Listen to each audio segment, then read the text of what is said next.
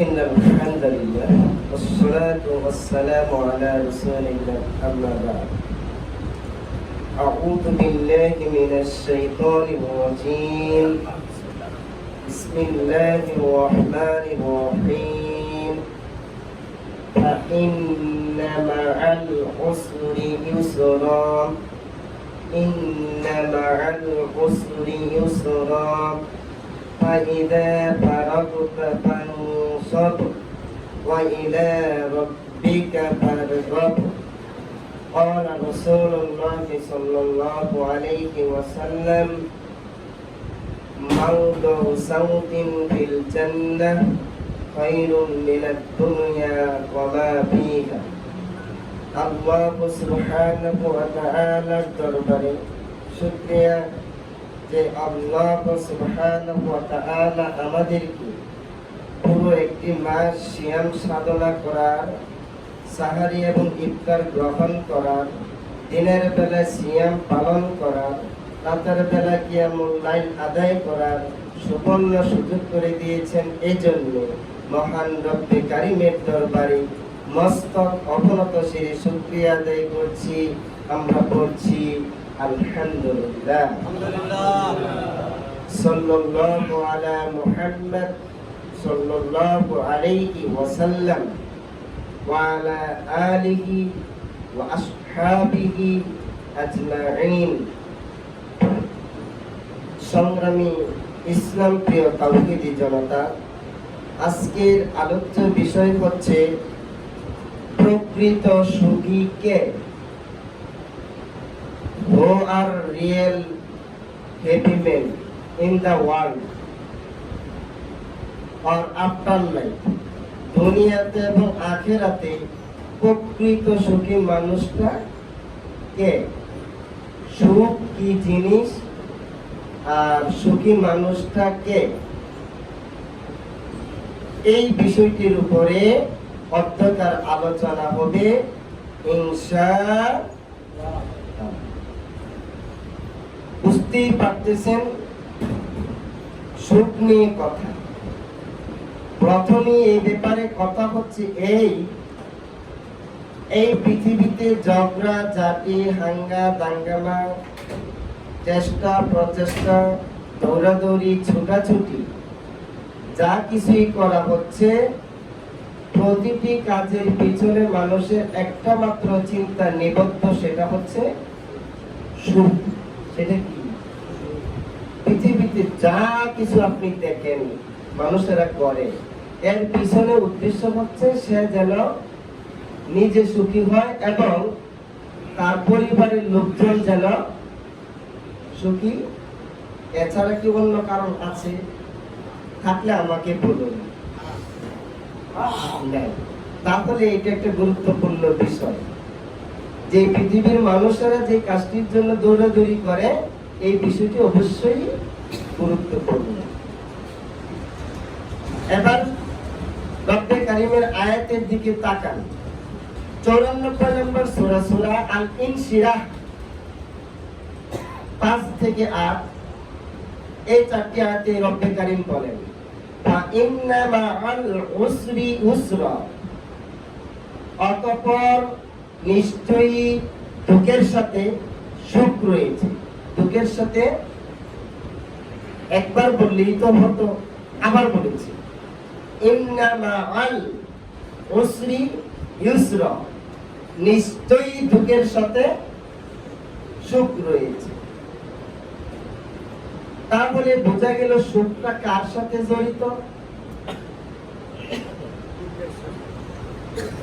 আবার বলছি, খেয়াল করবে। রব্বে কারিম বলছে ইন্না মা'আল উসরি ইউসরা, নিশ্চয়ই দুঃখের সাথে সুখ রয়েছে। দুঃখের সাথে সুখ রয়েছে, দুঃখের সাথে স্বস্তি রয়েছে, কষ্টের সাথে শান্তি রয়েছে। একবার বললেই হতো ইন্না মা'আল উসরি ইউসরা, নিশ্চয়ই দুঃখের সাথে সুখ রয়েছে। তাহলে বোঝা গেল সুখ জিনিসটা কার সাথে জড়িত? তার মানে সুখ ধরতে হলে প্রথমে আগে ধরতে হবে কোনটাকে? হ্যাঁ, এই তো সুন্দর বলছে।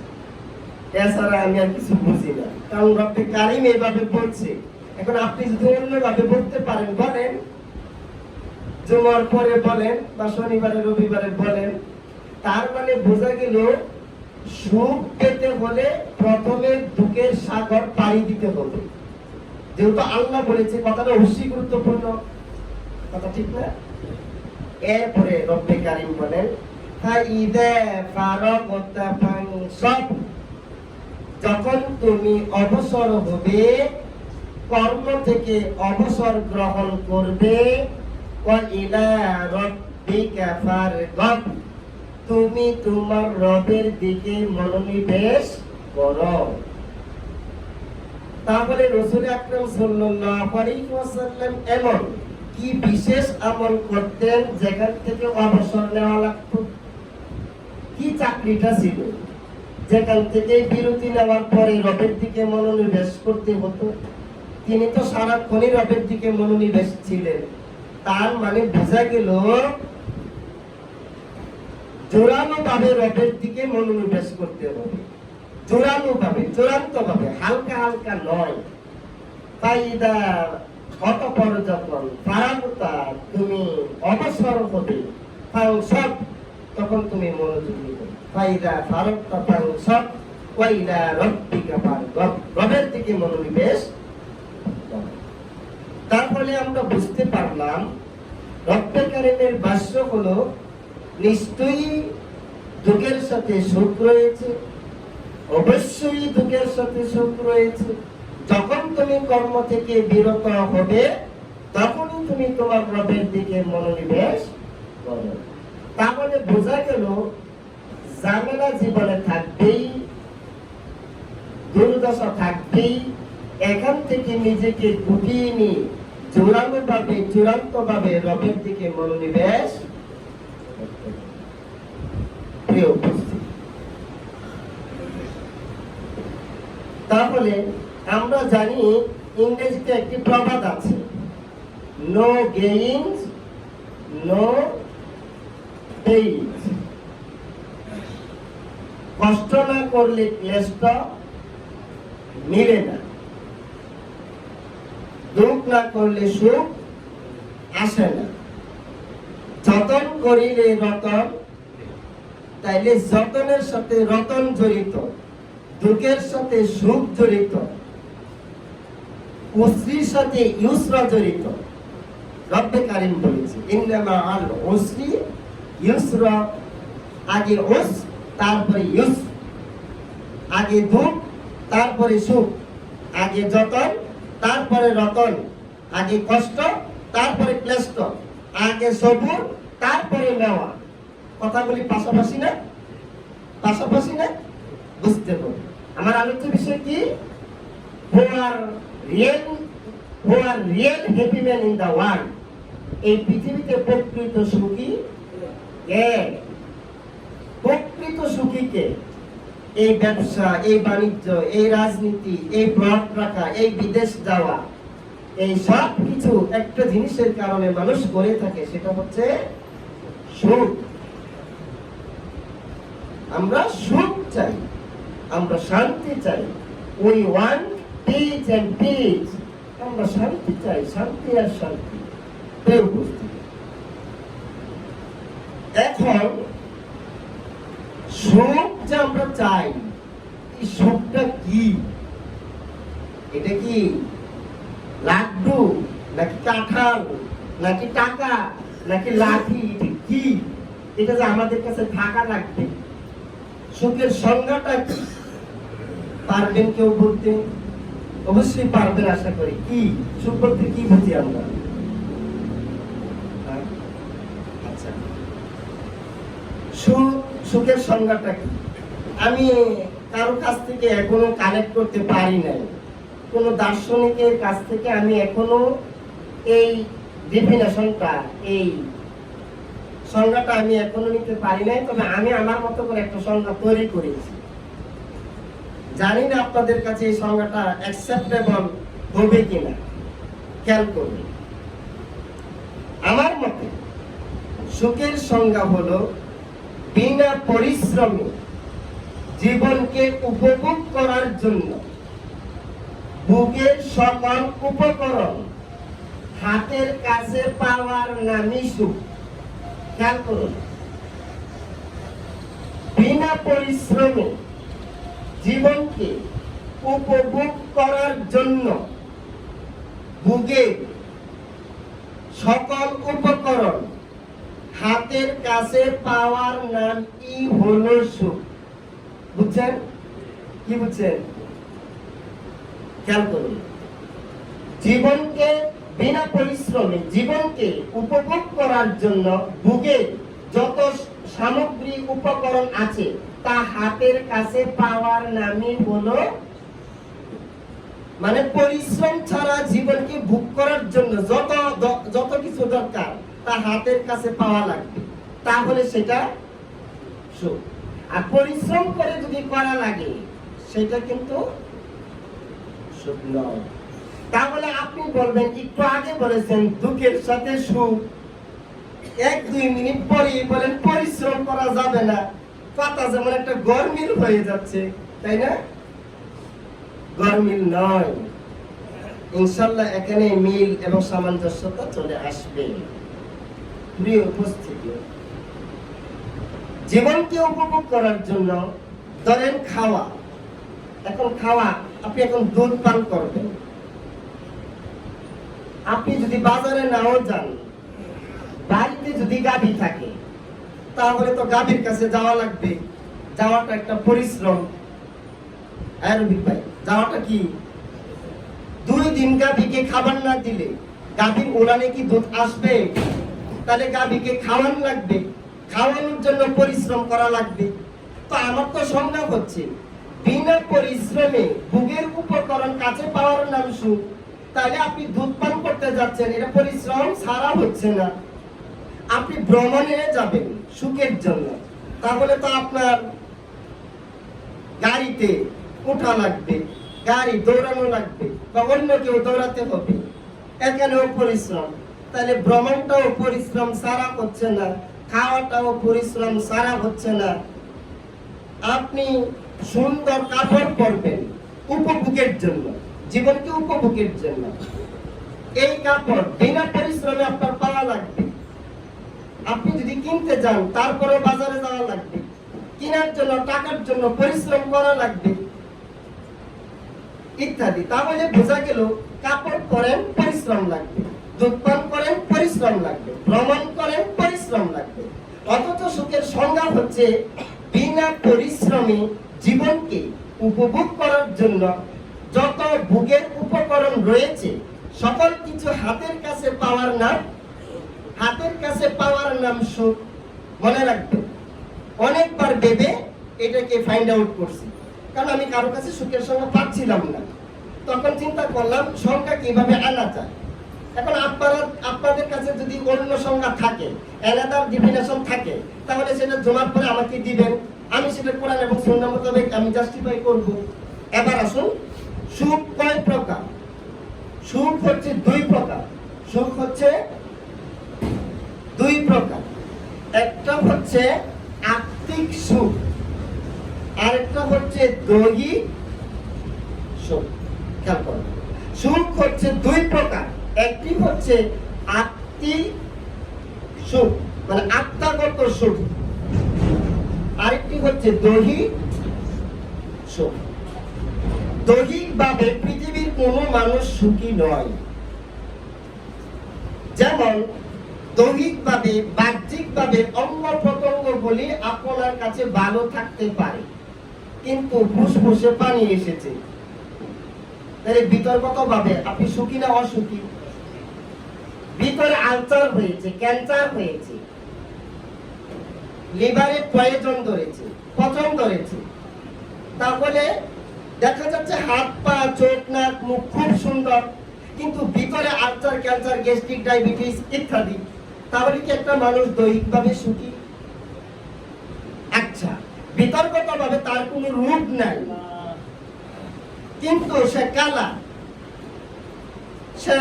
সে নিজেকে মনে মনে সুখী না অসুখী মনে করে, অথবা তার তার 20 আঙ্গুলের জায়গায় 22 আঙ্গুল, অন্য 10 জনের সাথে তাকে খাপ খায় না, সে নিজেকে সুখী মনে করে না, অসুখী মনে করে, অসুখী মনে করে। কারো মাথাটা চ্যাপ্টা, তেমন ভালো না, কারো মাথায় চুল নাই, তার কারো কান এরকম চ্যাপ্টা হয়ে আছে, কারো দাঁত একটা ঠোঁটের সামনের দিকে বেড়ে আছে, কারো ঠোঁট কাটা, কারো কান কাটা, কারো 22 আঙ্গুল, কেউ কালা, কেউ ডান হাত নাই, কেউ পান নাই। তাহলে বোঝা গেল বিতর্কত মানুষের আলসার, ক্যান্সার, ডায়াবেটিস, গ্যাস্ট্রিক একটা বিষয় থেকে থাকে, আর বাহ্যিকভাবে কোনো না কোনো অঙ্গ প্রত্যঙ্গের দিক থেকে ত্রুটি বিচ্যুতি থেকে থাকে। তাহলে বোঝা গেল একটা মানুষ বিতর্কত ভাবেও সুখী না, বাহ্যিক ভাবেও সুখী। আমি কি বোঝাতে পারছি? আজকের আলোচনা বিষয় কি? প্রকৃত সুখী কে? আপনি যে সিয়াম রাখতেছেন এর পিছনে কারণ আছে, আপনি যে জুমার সালাত পড়তে আছেন এর পিছনে কারণ আছে, এর পিছনে কারণ কি? সুখ। কেন আল্লাহ খুশি হবে পরে একদিন ভালো কিছু দিবে, এর পিছনে কারণ কি? কারণ কি? সুখ। আপনি সালাতটা যে পড়তে আছেন, এসে যে 2 রাকাত সালাত পড়ছেন, এর পিছনে কারণ সুখ। কিন্তু তার মানে বোঝা গেল হিন্দু, খ্রিস্টান, বৌদ্ধ, গারো, চাকমা, পৃথিবীর যে কোনো মানুষ একটা জিনিসের পিছনে অন্যে হয়ে অবিরত বিরামহীন ভাবে ছুটতেছে, তার নাম এই জিনিসটার পিছনে ছুটতেছে। এই সুখটার পিছনে পৃথিবীর সমস্ত মানুষ, আবার রাজনীতিগত ভাবে হোক বা অন্য ভাবে হোক, ছুটতেছে। তাহলে বোঝা গেল সুখ 2 প্রকার, একটি হচ্ছে আত্মিক সুখ আর অন্যটি হচ্ছে দৈহিক সুখ। দৈহিকের বর্ণনা দিলাম, বিতর্কত ভাবেও ঝামেলা, বাহিরগত ভাবেও, তার মানে ঝামেলা মুক্ত না, তার মানে সে সুখী না। তাহলে আমরা সুখ পেলাম না। আচ্ছা, আত্মিক সুখ, আত্মিক সুখের ব্যাপারে আল্লাহ রাব্বুল আলামিন বলেন 17 নম্বর সূরা, সূরা বনী ইসরাঈলের 85 নম্বর আয়াত। আত্মিক সুখটা ওয়ায়াসআলুনাকা আনির রূহ কুলির রূহু মিন আমরি রাব্বি। এ নবী, লোকেরা আপনাকে জিজ্ঞেস করবে রূহ কি জিনিস, রূহ কি জিনিস। তখন আপনি বলেন কুলির রূহ, আপনি বলে দিন রূহ মিন আমরিল্লাহ মিন আমরি রাব্বি। রূহ হচ্ছে আল্লাহর একটা আদেশ, আল্লাহর একটা আদেশ। আমাদের ভিতরে যে একটা এই যে উঠানামা করে, এই যে এখানে একটু পাঞ্চার হয়, এই পৃথিবীর বিজ্ঞানীরা, বৈজ্ঞানিকরা, ডাক্তাররা কত অপারেশন করলো, কত জেরা ভাড়া করলো, এই জিনিসটা যে কোথায় থাকে এটা ধরতেই পারে না। কোথায় এটা কি বলা হয়, পাঞ্চিং হচ্ছে, উঠানামা হচ্ছে, স্প্রিং হচ্ছে, এটা রহস্য আজ পর্যন্ত কোন ডাক্তার, বৈজ্ঞানিক খুঁজে পেল। আল্লাহ পাক বলে এটা আমার একটা আদেশ। দেহের ভিতরে যে রূহ, এটা আল্লাহ পাকের একটা আদেশ। তাহলে দেহের ভিতরে যে রূহটা থাকে, এই রূহ যদি ভালো থাকতে হয়, সালাত আল্লাহর একটা আদেশ, যাকাত আল্লাহর একটা আদেশ, সিয়াম আল্লাহর একটা আদেশ, পিতামাতার খেদমত করা আল্লাহর একটা আদেশ, মানুষকে দাফন করা এটা আল্লাহ পাকের একটা আদেশ, জিহাদ করা আল্লাহ পাকের একটা আদেশ, মানুষকে দান করা একটা আদেশ। তাহলে সুখ 2 প্রকার, একটি হচ্ছে আত্মিক সুখ, আরেকটি হচ্ছে দৈহিক সুখ। দৈহিক ভাবে মানুষ ভালো থাকে না, বর্ণনায় প্রমাণিত হলো। আর আত্মিক ভাবে সুখ হলো রূহটা যেমন আল্লাহর আদেশ, জীবন চলার ক্ষেত্রে অন্যান্য আদেশ, এই আদেশের সাথে অন্যান্য আদেশ যখন জয়েন্টেড হবে, অ্যাটাচড হবে, রিলেটেড হবে, তখন সে আত্মিক ভাবে সুখী হবে, নচেত না। কথা কি ঠিক নয়? বুঝেছেন আমার কথা? বুঝেন? তাহলে দৈহিক সুখের জন্য দুনিয়ার উপকরণের প্রয়োজন। যেমন দৈহিক সুখ, মানুষ ভালো খাবার খেতে পারাটা সুখ মনে করে, মানুষ ভালো পোশাক পরাটা সুখ মনে করে, মানুষ ভালো বিলাসবহুল বাড়িতে থাকতে পারাটা সুখ মনে করে, মানুষের কাছে অনেক টাকা পয়সা থাকাটা সুখ মনে করে, নেতা হওয়াটা সুখ মনে করে, সেলিব্রিটি হওয়াটা সুখ মনে করে। এইগুলির জন্য দুনিয়ার উপকরণ প্রয়োজন। যেমন দুনিয়ার উপকরণ হচ্ছে পোশাক, দুনিয়ার উপকরণ হচ্ছে খাদ্য, দুনিয়ার উপকরণ হচ্ছে এই যে একটা উপকরণ সেলিব্রিটির জন্য, কথার কথা, এই যে একটা ভিডিও স্ট্যান্ড, এইগুলি উপকরণ, থিং, বস্তু।